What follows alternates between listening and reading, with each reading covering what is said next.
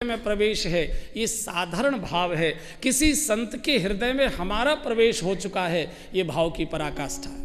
हम किसी संत को याद करते हैं, ये सामान्य भाव है। अपने पूजा के आसन पर बैठकर कोई संत हमारी याद करते हों, ये भाव की पराकाष्ठा है। सेवा से, सद्व्यवहार से, सद्गुणों से किसी संत के हृदय में स्थान बनाना। आशीर्वाद मांगे नहीं जाते, पूजा के आसन पर बैठकर कोई संत प्रसन्नता से आपकी याद भी कर लेते हैं, सारे आशीर्वाद अपने आप आपके ऊपर चले जाते हैं। कोई फेंकने की ज़रूरत नहीं, आशीर्वाद अपने आप जाया करते हैं। और फिर गौरी पूजन, गौरी माने श्रद्धा की पूजा। श्रद्धा बढ़ाओ। श्रद्धा किसे कहते हैं? शुभ को करने की भूख जितनी बढ़ेगी, और सेवा करूं माता पिता की, और धर्म पालन करूं, और प्रभु का नाम सिमरण करूं, और पूजा करूं, और दान करूं, और सत्कर्म करूं, ये शुभ की और की जो भूख है, यही श्रद्धा है। ये बढ़ती चली जाए। इधर एक सखी भगवान का दर्शन करके सीता जी के पास, ओ जानकी, ओ जानकी, अरे ये देवी पूजन बाद में करना, चल असली देवता का दर्शन। कौन, कहाँ? बोले वे दोनों राजकुमार इस समय बाग के अंदर हैं। इस समय दोनों वै किशोर सब भांति सुहाए, दोनों इस समय बाग में आए हुए हैं, चल जल्दी से। तो आगे आगे सखी, पीछे पीछे जानकी जी चले। देखो, गुरु के पीछे ही चलना। सखी इस समय गुरु की भूमिका है, भगवान के ऊपर लेकर जा रहे। और जब श्री जी चली हैं तो उनके चलने से कंकण किंकिण नूपुर धुनसुन, उनके आभूषणों की ध्वनि होने लगी। प्रभु ने पुष्प चयन बंद किया, एकदम उस दिशा की ओर टकटकी लगाकर देखने लगे, ये कौन आ रहा है? लखन, ऐसा लगता है कि कामदेव मेरे ऊपर आक्रमण करने आ रहा है।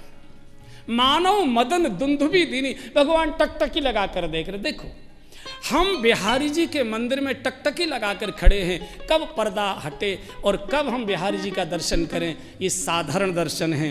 हम बिहारी जी के मंदिर में खड़े हैं, पर्दा लटका है, भीतर बिहारी जी अकुला रहे हैं, पुजारी कब पर्दा हटाए और कब मैं अपने भक्त का दर्शन करूं, ये भाव की पराकाष्ठा।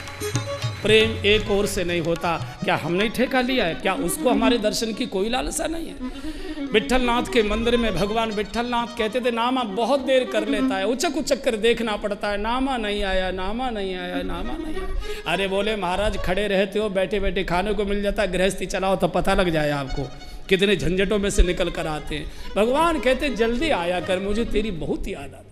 भगवान हम पर दृष्टि डाले। इसी जतिपुरा की घटना, इसी गिरिराज जी के मैंने सुनाया है पहले।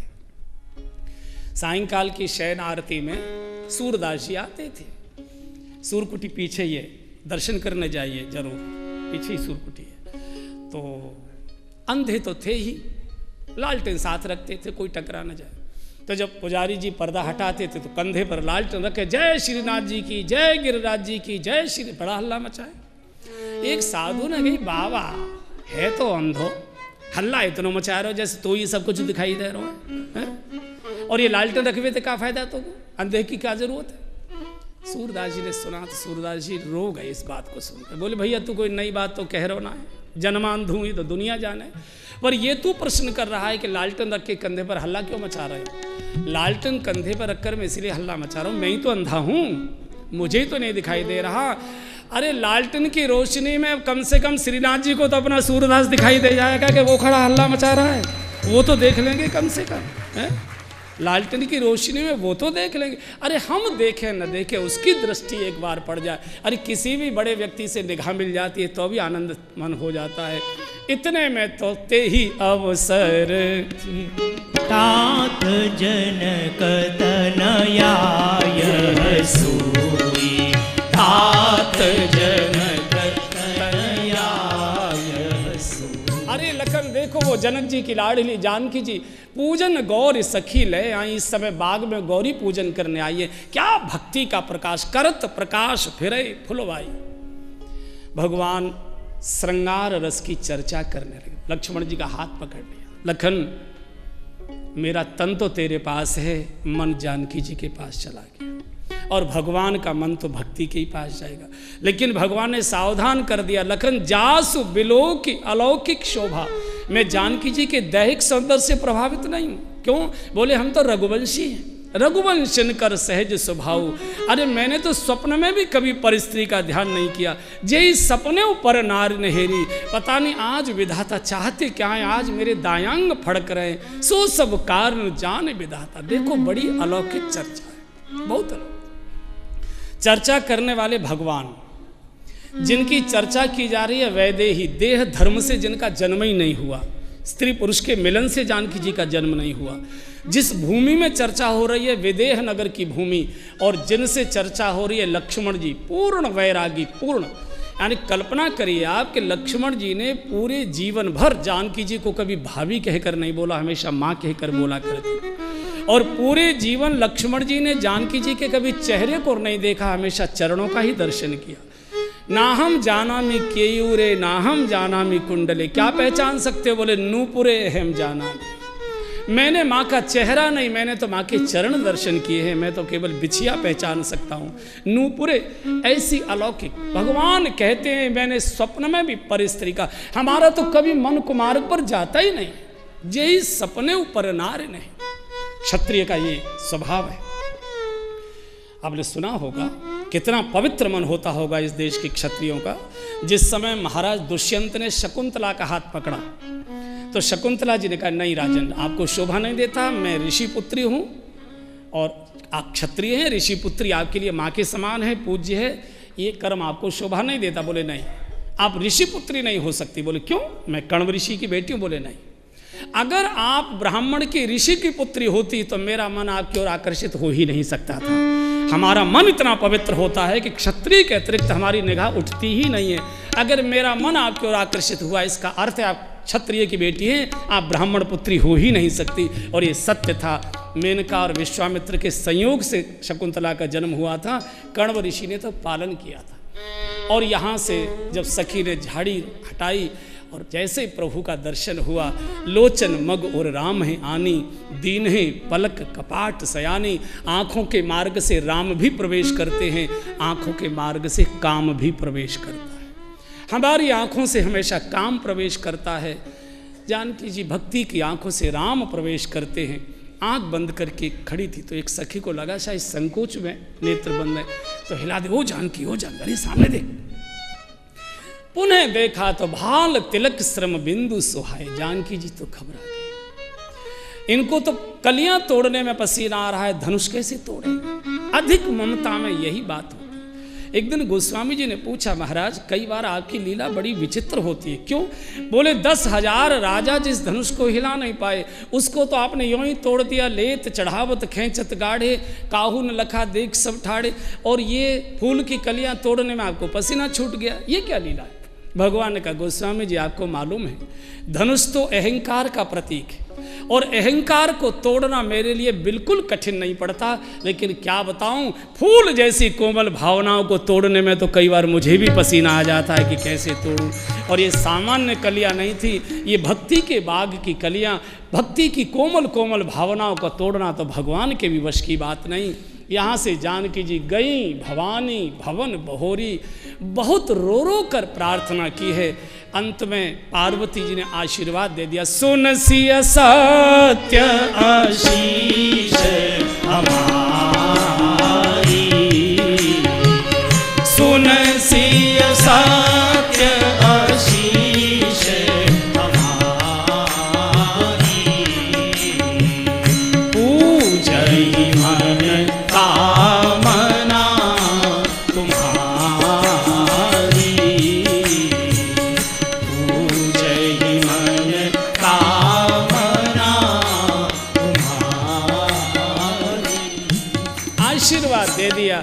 और यहाँ से प्रसन्नता का आशीर्वाद लेकर जानकी जी भवन की ओर जा रही हैं। बड़ा प्रसिद्ध छंद है, सबको आता है, सब साथ साथ गा लीजिए। मानु जाहि राचेउ मिलहि सोबर, सहज सुंदर सांवरो, करुणा निधान सुजान शील, स्नेह जानत रावरो, एहि भांति गौरी आशीष सुनसिया सहित हिया हारसी अली तुलसी भवानी पूज पुनि मुदित मन मंदिर चली तुलसी भवानी पूज पुनि। जान गौर अनुकूल जानकी जी बहुत प्रसन्नता से माँ के पास, भगवान गुरुदेव के पास, और आज प्रातःकाल का सूर्योदय जानकी जी के भाग्य का निर्णय लेकर प्रकट हो रहा है। बड़े बड़े राजे महाराजे रंगभूमि में भगवान राम और लक्ष्मण जी के सहित विश्वामित्र जी जब पधारे हैं, लाखों नेत्र एक साथ प्रभु का दर्शन करने लगे। जिनके रही भावना जैसी, गोस्वामी जी ने लिखा, जिसको जैसे दिखाई दे रहे थे, वहाँ जो वीर राजा बैठे थे भगवान उन्हें महावीर के रूप में दिखाई देने लगे। जो अहंकारी कुटिल राजा बैठे थे भयानक, भगवान उनको भयानक रूप में दिखाई देने लगे। जो दानव मानव रूप में बैठे थे भगवान उनको काल के रूप में दिखाई देने लगे। जो ज्ञानी जन बैठे थे भगवान उनको तत्व के रूप में दिखाई देने लगे। जो संत जन भक्त जन बैठे थे भगवान उनको इष्ट के रूप में दिखाई देने लगे। नगर वासियों को भगवान अपने सगे संबंधी के रूप में दिखाई देने लगे, और जनक और सुनैना जी को भगवान अपने बेटे के रूप में दिखाई देने लगे। जैसी जिसकी भावना थी, सम मंचनते मंचिक सुंदर विशद विशाल, मुन समेत तहाँ बंध दो बैठारे महिपाल। इधर सखियाँ जानकी जी को प्रवेश कराती हैं। बुजुर्गों को देखा, जगन माता के संकोच में नेत्र झुक गए। धीरे धीरे धीरे धीरे जिस समय सीता जी ने प्रवेश किया है, उस समय का वातावरण इतना सुगंधित, आनंदित और पवित्रता से भर गया कि पूरे वातावरण में भक्ति की दिव्य दिव्य दिव्य सुगंध आने लगी। और अब जानकी जी आसन पर विराजमान। जनक जी के सेवकों ने नगाड़े पर चोट की, बोले बंदी बचरवर सुनो सकल महिपाल। पन विदेह कर कहें हम भुजाओं उठाए विशाल। हे देश देश के राजाओं महाराजाओं, हम जनक जी की प्रतिज्ञा की घोषणा करने जा रहे हैं। ये जो शंकर जी का धनुष है ये राहु के समान कठोर है, और आपकी भुजाओं की ताकत ये चंद्रमा के समान है। जो भी राजा इस धनुष को चढ़ाएगा त्रिभुवन में उसकी जय जयकार होगी, और जानकी जी का उसके साथ विवाह कर दिया जाएगा। करो प्रयत्न। मूढ़ राजा गूढ़ भाषा समझ नहीं पाए, समुझे नहीं हरि गिरा निगूढ़ा। माया विवश भये सब गदगद हो गए। वाह, हमारी भुजाओं की ताकत चंद्रमा के समान। अरे मूर्खो, ये जनकपुर के सेवक हैं, ज्ञानी हैं, सबके सब ज्ञान में संकेत दिए जाते हैं। व्यंग कर दिया, तुमको शर्म नहीं आती है? तुम्हारी हाथ की ताकत हमने चंद्रमा बताइए। चंद्रमा स्वयं कभी नहीं चमकता। चंद्रमा को चमकने के लिए सूर्य का प्रकाश चाहिए, और सूर्य वंश का सूर्य भगवान राम के रूप में विराजमान है। तुम क्यों उठक बैठक करते हो? दूसरा व्यंग कर दिया, तुमको शर्म नहीं आती? तुम बहन से विवाह करने आए हो है? अरे जानकी जी की तो राखी तुम्हारी कलाई में चाहिए, तुम बहन से शादी कर रहे। क्योंकि चंद्रमा सागर का बेटा है और लक्ष्मी जी सागर की बेटी हैं, लेकिन समझ नहीं पाए। कुछ समझदार राजा जिनके कछु विचार मन माही, उन्होंने कहा क्यों उठक बैठक कर रहे हो, चुपचाप लीला दर्शन करो, भगवान धनुष तोड़े। अरे बोले बोलो मत, तुम तो कायर कमजोर हो। बोलते क्यों? बोले हम कायर कमजोर नहीं है, हम भी धनुष तोड़ने आए थे और जानकी जी से विवाह की इच्छा लेकर आए थे। फिर विचार क्यों बदल दिया? बोले यहाँ आकर हमको पता लगा कि जानकी जी धरती की बेटी हैं, भूमि की पुत्री हैं, और हम भूपति हैं, हम भूमि के मालिक हैं। इसका अर्थ है जानकी हमारी बेटी हुई। और कोई भी बाप बेटी से विवाह की बात भी सोच ले, इससे बड़ा कोई महापाप और हो सकता है क्या? पूछा फिर अब क्यों बैठे हो? बोले कन्यादान लेने के लिए। अब तो कन्यादान लेने को बैठे, अब हम जल भी स्पर्श नहीं करेंगे जनकपुर का। लेकिन ये राजा उठे और चले इष्ट देवन सिरनाई, गणेश जी को मना रहे। हे विघ्नहर्ता, हे मंगल करता, ये धनुष मुझसे तोड़वा दे, सभा में लड्डू रोज चढ़ाया करो।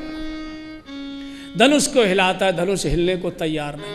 फिर मन ही मन प्रणाम करता, गणेश जी महाराज कोई बात नहीं, आपने मुझसे नहीं तोड़वाया, कोई बात नहीं, पर मैं प्रार्थना कर रहा हूँ किसी और से भी मत तोड़वा देना, 2.5 मन चढ़ाया करूँगा फिकटगढ़ में। सभी राजा तोड़े तो हम तोड़े, न तोड़े तो कोई न तोड़े। और ये समाज का सोच है। शुभ कार्य करें तो हम करें, हम न करें तो कोई और भी न करे। और आपको आश्चर्य होगा, शुभ कार्य में कभी बुरे लोग विरोध नहीं करते, शुभ कार्य का विरोध अच्छे लोग किया करते हैं। उनकी अच्छाई का एक अहंकार होता है कि हमारे रहते ये कैसे बड़े हो रहे हैं, ये कैसे खड़े हो रहे हैं। और एक स्थिति ऐसी आ गई, भूप सहस दस एक लगे उठावन धरई तारा, भूप सहस दस एक लगे उठावन धरई तारा। अरे गगई न शंभु सरासन कैसे, कामी वचन सजीवन जैसे। गगन शंभु सरासन कैसे, कामी वचन सजीवन जैसे। कामी वचन सजीवन जैसे। 10,000 राजा एक साथ, और आप आश्चर्य करेंगे वो धनुष उठाने के लिए नहीं चुपके, धनुष को नीचे दबाए रखने के लिए चुपक गए कि उठा न जाएगा। 10,000 जब धनुष बिल्कुल नहीं, तिल भर भूमि न सके छुड़ाई। अब कल्पना करो भरे समाज में बाप की क्या अवस्था हो। बेटी बैठी है दुल्हन का वेश बनाई, सजी हुई वरमाला लेकर, और कोई धनुष नहीं हिला पाया। जनक जी मंच पर आ गए, एकदम माइक हाथ में लगे, और इतना डांट कर राजाओं को बोले, ये राजाओं, अगर ये मुझे मालूम होता कि परशुराम जी ने धरती को क्षत्रियों से विहीन कर दिया है, तो मैं इतनी कठोर प्रतिज्ञा लेकर जगत में अपनी हंसी नहीं कराता। अब जन को माखे भटमानी, वीर विहीन मही में जानी। मैंने जान लिया धरती वीरों से खाली हो चुकी। सन्नाटा हो गया। तो समझदार राजा बोले, अब उठे लो, अब कुछ और बची है क्या सुनवे के लिए? अब तो बोले तुम जाओ, हम तो बैठे। तुम काहे को बैठो भैया? बोले अभी हमको आशा है। आशा? काहे की आशा? बोले धनुष तो काऊ तो टूटो ना है, और राजा कन्या को कुआरी घर में रखे को ना है, हाथ तो पीले करने हैं, तो किसी महात्मा से पूछ लेंगे। राजा बाबा आप ही बता दो क्या करें, अब कैसे करें? तो बाबा जी बता देंगे कि वरमाला लेके घुमा दो भैया, जिसको पसंद करेगी उसके गले में हो सकता है अपना नंबर इसी में लगे। जब कोई राजा नहीं हिला तो जनक जी ने धीरे से सेवक से पूछा, राजा लोग जा क्यों नहीं रहे? बोले अभी इनको आशा है। आशा काहे की? बोले वरमाला की। एकदम जनक जी फिर मंच पर आ और एकदम फटकार के बोला, राजाओ। राजा बोले क्या बात है? बोले ताजा हूं आस। आशा में बैठे हो ना? तो बोले ताजा हूं आस, आशा त्यागो। तो राजा खड़े हो गए। बोले फिर करें क्या? बोले निज निज ग्रह जाहू, आशा त्यागो और अपने अपने घरों को लौट जाओ। तो राजा ने पूछा क्या गड़बड़ क्या हो गई? तो जनक जी ने कह दिया कि लिखा न विधि में देही विवाहु, लिखा न विधि में देही विवाहु, लिखा न विधि में देही विवाहु, लिखा न विधि में। और इतना कहकर जनक जी गमछे में मुंह छुपाकर इतना रोए हैं, इतना रोए। विधाता ने मेरी बेटी के भाग्य में विवाह की रेखा पन्ने लिखी ही नहीं। लिखान विधि वैदेही विवाहु। आप कल्पना करो उस पिता की, सार्वजनिक रूप से जिसकी बेटी कुंवारी रही जा रही हो, क्या स्थिति हुई होगी। तो जनक जी ने भी रोते रोते वेदांत बोल दिया, तजहूं आस, मेरी बेटी भक्ति है, और जब तक जीवन में किसी भी प्रकार की आशा और तृष्णा है तब तक भक्ति वर्ण तो क्या तुम्हारी ओर देखेगी भी नहीं। और निज निज ग्रह जाओ, अपना अपना आत्मनिरीक्षण करो कि तुम भक्ति के योग्य हो या नहीं। लक्ष्मण जी एकदम खड़े हो गए, भगवान आज मुझे क्षमा करना। कहीं जनक जस अनुचित वाणी, कोई और बोला होता मैं सिर धड़ालक कर देता। ये कहते हैं वीर विहीन मही में जानी। भगवान अगर धनुष तोड़ना इनके लिए वीरता का लक्षण है, तो जैसे हाथी कमलनाल तोड़ देता है, ऐसे मैं धनुष के 2 खंड कर दूं, सारे ब्रह्मांड को उठाकर कच्चे घड़े के समान फोड़ दूं, हजारों योजन लेकर दौड़ जाऊं, और अगर मैं नहीं कर पाया तो मैं सुमित्रा माँ के दूध की सौगंध खाकर कहता हूं क्षत्रिय धर्म त्याग दूंगा, आपको मुंह नहीं दिखाऊं। लक्ष्मण जी जब बोले एकदम जैसे वीर रस प्रकट हो गया, दिक्पाल कांपने लगे, धरती डगमगाने लगे। जनक जी छुप गए, लगता कोई बड़ी भूल हो गई। लेकिन जानकी जी मुस्कुराने लगे, बोले धनुष अब जरूर टूट जाएगा। क्योंकि जानकी जी जानती है ब्रह्म तो अकर्ता होता है, अकर्ता ब्रह्म में कर्ता का भाव तो जीव ही बोलकर, आचार्य ही बोलकर पैदा करता है। इधर भगवान मुस्करा रहे थे तो लक्ष्मण जी ने देखा कि दोनों मुस्करा रहे हैं। पूछा प्रभु आप क्यों नहीं बोले, आप मुस्करा रहे हैं, आपको तो कुछ बोलना चाहिए। बोले मुस्कराने का ही काम किया है तूने। बोले आप बोले क्यों नहीं? बोले बोले मत, तेरा बोलना इस समय ठीक था, मेरा बोलना इस समय ठीक नहीं, एक तो बना रहे कम से कम। बोले मैं लाल लाल हो रहा हूँ फिर भी आप कुछ नहीं बोले। बोले तेरा लाल होना बड़ा जरूरी है। क्यों? बोले तेरा नाम ही लाल है। कोई लखन पीला कहता है तुझे? लखन लाल ही कहते। और दूसरे लाल में आना तेरे लिए आवश्यक है। कैसे? बोले पूर्व दिशा में जब सूर्य उदित होता है तो सूर्य तो बाद में उदित होता है, आकाश में लालिमा पहले आ जाया करती है। लालिमा तूने प्रकट कर दी, प्रकाश मैं प्रकट करूंगा, फिक्र करने की जरूरत नहीं। तूने अपना काम कर दिया, मैं अपना काम करूंगा। बादल गर्जना पहले करते हैं, वर्षा बाद में होती है। काल गर्जन तूने कर दिया, अब कृपा की वर्षा मैं करूंगा। लेकिन सुन, तू क्या समझता है जनक जी की बात मुझे नहीं बुरी लगी क्या? मुझे भी बड़ी बुरी लगी, पर मैं क्या करता? गुरुजी जो बैठे, गुरुजी तो बोले। जैसे विश्वामित्र जी को अपनी भूल याद आई, एकदम आसन से उठे और राघव की पीठ जाकर थपथपा दी। राघव उठहु राम भंजऊ भव चापा, मैं तात जनक परिताप। अरे उठहु राम भंजऊ भव चापा, मैं तात जनक परिताप। मैं तात जनक परिताप, मैं तात जनक परिताप, मैं तात जनक। विश्वामित्र का राघव उठो और धनुष को तोड़ दो। सेवक तोड़े, सेवक तोड़े। नहीं गुरुजी रुको रुको रुको रुको, ये आज्ञा मत दो। क्यों? बोले धनुष चढ़ाने की सूचना है, केवल तोड़ना नहीं। बोले नहीं, धनुष टूटेगा। कारण? बोले धनुष अहंकार का प्रतीक है, अहंकार कभी चढ़ाया नहीं जाता है, अहंकार तोड़ा जाता है। अहंकार को जितना चढ़ाओगे अहंकार उतना भारी होता जाएगा। अहंकार को बीच से तोड़ो, और अहंकार बीच में ही होता है भैया। देखो बालकपन में भी अहंकार नहीं होता और बुढ़ापे में भी अहंकार नहीं होता। अहंकार तो जीवना है। जिनके मूंछ भी नहीं है वो भी ऐसे करते रहते हैं। और जब तक अहंकार नहीं टूटेगा ओंकार का मिलन होगा ही नहीं। उदित उदय गिर मंच पर रघुबर बाल पतंग, विकसे संत सरोज सब प्रभु एकदम नीचे। सुनैना जी रोने लगी। एक सखी को कहा, सखी अरे ये बच्चों का तमाशा है क्या? 10,000 राजा जिसे नहीं हिला पाए बालक तोड़ेगा। क्यों मजाक करा रहे हैं, क्यों हंसी करा रहे हैं? बोले नहीं रानी घबराओ मत। तेजवंत लघुगनीय न रानी, तेजस्वी की आयु नहीं देखी जाती, प्रतीक्षा करो। इधर पूरे जनकपुर के नागरिक भगवान शिव की मनौती मना रहे। हे भोलेनाथ, हे अवडरदानी, जो कुछ हमने पुण्य सत्कर्म दान तीर्थ जप तप व्रत अनुष्ठान जो कुछ भी गिरिराज परिक्रमाएं लगाई हो, मानसी गंगा स्नान किया हो, 84 कोस दर्शन किया हो, सबका पुण्य एक साथ दे दो। धनुष राम जी के हाथ से तोड़वा दो। सुनैना जी की शंका मिटाओ, जनक जी की चिंता हटाओ, हमारी प्रतीक्षा में करो, जानकी हटाओ, जानकी जी के विरह को घटाओ। प्रभु कृपा करो।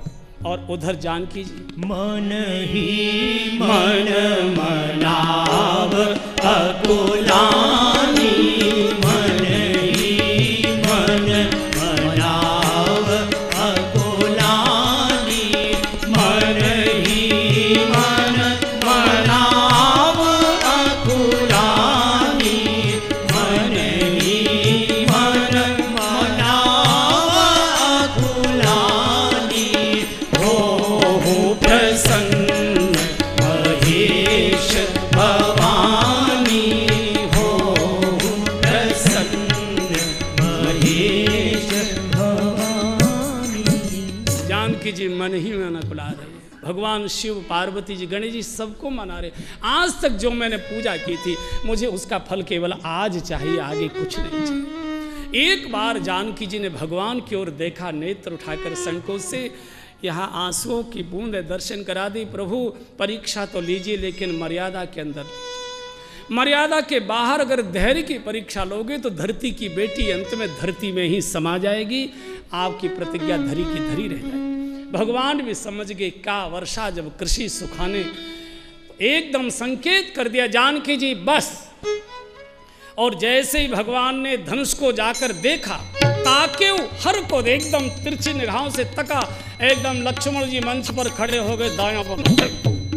विश्वामित्र जी बोले लखन ये क्या करता? बोले गुरु जी बीच में मत आओ, चिलम पियो जाके चलो, इसे बीच में मत आओ, ये सब मेरी ड्यूटी है। तेरी क्या ड्यूटी है? बोले भगवान धनुष तोड़ने का संकल्प ले चुके हैं और धनुष टूटते ही इतनी भयानक टंकार होगी कि धरती हिल सकती है। मेरी जिम्मेदारी है, चूंकि मैं शेषनाग का अवतार हूं, धरती मेरे सिर पर है, इसलिए मैं दिक्पालों को सावधान करता हूं।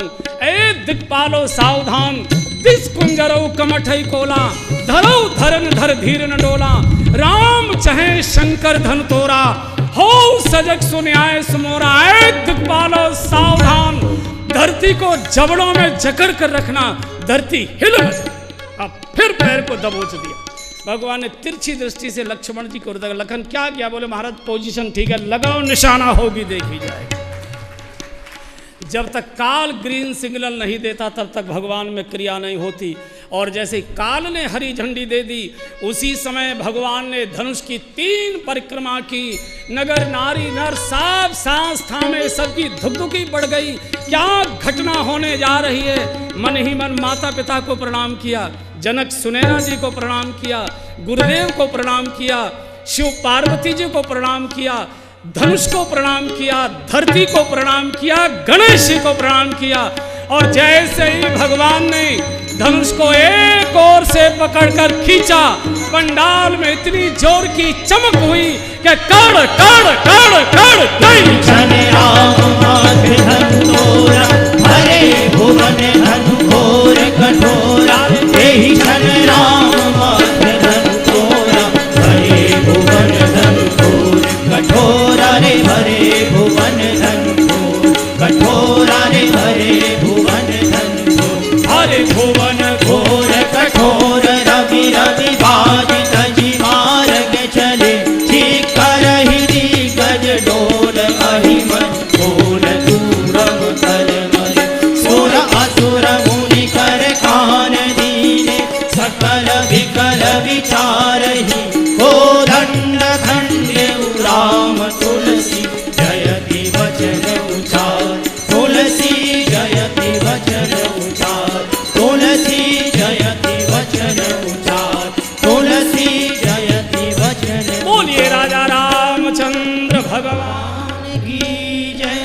प्रभु दो चाप खंड महियारी, प्रभु दो चाप खंड महियारी। देखी लोग सब भये सुखाए, देखी लोग सब भये सुखाए। भगवान ने धनुष के 2 खंड कर दे, सब जय घोष करने लगे। सखियां वरमाला के साथ जानकी जी को प्रभु के सन्मुख लाती है। प्रभु शीश झुकाए खड़े हैं, बड़ी मनोहारी झांकी है। जानकी जी ने ऐसे हाथ उठाए, लेकिन माला पहना नहीं रही। प्रेम विवश पहराए न जाए। बहुत देर हो गई, सखियों ने धीरे से कहा पहनाओ ना। बोले बोलो मत, तुम चुप खड़ी हो, बोलो मत। अरे पहनाओ ना, अरे बोलो मत। भगवान ने भी नीचे से कहा जानकी जी बहुत देर हो गई, जल्दी पहनाओ ना। जानकी जी ने कहा बड़ी जल्दी मच रही है आपको। याद करो तोड़ने में कितना आपने तड़पाया है। जब तोड़ने में देर की है तो जोड़ने में तो देर होगी होगी। महाराज ये तो बराबर का हिसाब किताब है, आप जल्दी तोड़ देते। भगवान ने कहा आप जीवन भर हिसाबी किताब तो करना है, और करना क्या है, जल्दी करो। मैं आपके सामने सिर झुकाकर खड़ा हूं, आपको अच्छा लगता है? बोले हाँ महाराज। क्या मतलब? बोले पति पत्नी के सामने सिर झुकाकर ही रहे, इसी में शोभा है उसकी। ठीक है जी है? अब तो चढ़ावा अच्छा चढ़ेगा।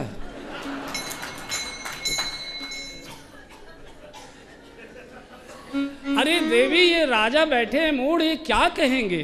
कैसा कायर है, पत्नी के सामने सिर झुकाकर खड़ा है। बोले महाराज इन मूढ़ों को ही समझाना है मुझे, इन अहंकारियों को समझाना है कि तुम धनुष को हिला भी नहीं पाए और अहंकार में टूटे जा रहे हो, और ये कितने विनम्र हैं कि धनुष को तोड़ने के बाद भी शीश झुकाए खड़े हैं। मैं आपकी विनम्रता का दर्शन कराना चाहता हूं। कई संतों का कहना है कि भगवान की आयु में और जानकी जी की आयु में अंतर बहुत था। भगवान लंबे ज़्यादा थे, जानकी जी थोड़ी किशोर अवस्था में छोटी थी। तो अब भगवान कितने झुके, घोड़ा तो बन नहीं सकते, और जानकी जी कितनी उचके, हाई हील का सैंडल भी काम नहीं दे रहा है, बहुत ऊंचा तो नहीं है। तो बीच में लक्ष्मण जी को जानकी जी ने संकेत किया, लखनलाल आप कुछ सहायता करो। बोले माँ मैं क्या कर सकता हूँ। देखो देवर शब्द है ना, देवर, देवर का मतलब क्या है, जो वर को दे दे। देवर का अर्थ ही है जो वरदान दे, वर को दे। तो बीच में पहले देवर ही रहा करते थे, इधर की उधर उधर की उधर ऐसे पहले रहते थे ना। तो कहा कि मैं क्या कर सकता। बोले तुम हो लखन शीश अवतारा, तुम हो लखन शेष अवतारा, तुम्हारे शीश भूमि कर भारा, तुम्हारे शीश भूमि कर भारा, मही ऊपर तनि ते उठाई, मही ऊपर तनि ते उठाई, तो मैं जय माल सकहूँ पहिनाई, मैं जय माल सकहूँ पहनाई। जानकी जी ने कहा तुम थोड़ा ऐसा करो कि मेरे चरणों की धरती जरा सी ऊपर कर दो, चूंकि तुम्हारे तो सिर पर धरती है, तो मैं तो मुश्किल है एक सिर ऐसे करना पड़ेगा। तो लक्ष्मण जी ने कहा मैं कर तो सकता हूँ, करना तो मेरे लिए मुश्किल नहीं है, लेकिन समस्या तो वैसी की वैसी रहेगी। क्यों। बोले जितने उठे आपके हाथा उधर उतने ऊंच हो रघुनाथा, धरती तो बराबर ऊंची उठेगी, और समस्या तो वैसी की वैसी। तो विश्वामित्र जी ने दोनों की आंखों के संकेत देख लिए कि दोनों आंखों में क्या कह रही है। बोले कह रही है कि चरणों की धरती ऊपर कर दो ताकि मैं वरमाला कर दूं। अरे बोले कर यार, जल्दी से लोगों को परिक्रमा करने जाना है, आरती हो और झंझट करे, फटाफट फटाफट वरमाला होनी चाहिए, जल्दी करना। बोले कैसे करूं, ऊंचा नीचा कैसे कर। अरे बोले कुछ तो कर, वरमाला होनी चाहिए। बोले कुछ भी करूं, गुरु आज्ञा हो गई। बोले कुछ भी कर। जब गुरु जी ने कहा कुछ भी कर, वरमाला जल्दी होनी चाहिए, तुरंत लक्ष्मण जी ने भगवान के चरणों में साष्टांग प्रणाम कर दिया।